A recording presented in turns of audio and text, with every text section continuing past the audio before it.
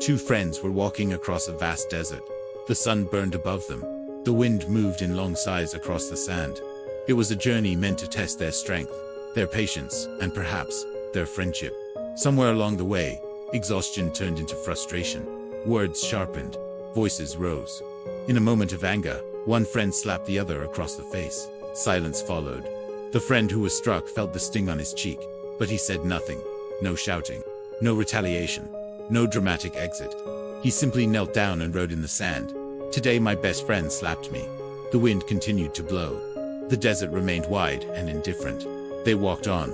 Hours later, they came upon a small oasis, clear water shimmering like hope in the middle of nowhere. Grateful for relief, they decided to rest and bathe. But while stepping into the water, the friend who had been slapped slipped into a patch of deep mud. He struggled. The more he fought, the deeper he sank. Fear replaced pride. His friend reacted instantly. Without hesitation, he jumped in, grabbed him, and pulled him to safety. Breathing heavily on the shore, the rescued friend looked at the man who had both hurt him and saved him. This time, he picked up a sharp stone and carefully carved into a rock. "Today my best friend saved my life." The friend who had slapped him earlier stood confused. "When I hurt you," he asked, "you wrote it in the sand. But now you carved this into stone. Why?" The rescued friend smiled gently. "When someone hurts us," he said, "we should write it in sand, so that the winds of forgiveness can erase it away.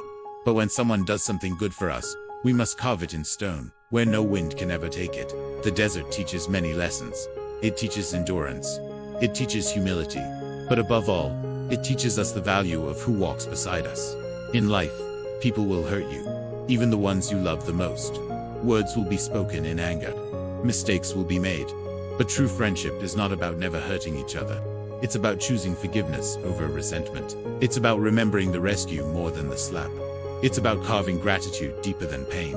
Because at the end of the journey, what matters is not how many times you were hurt.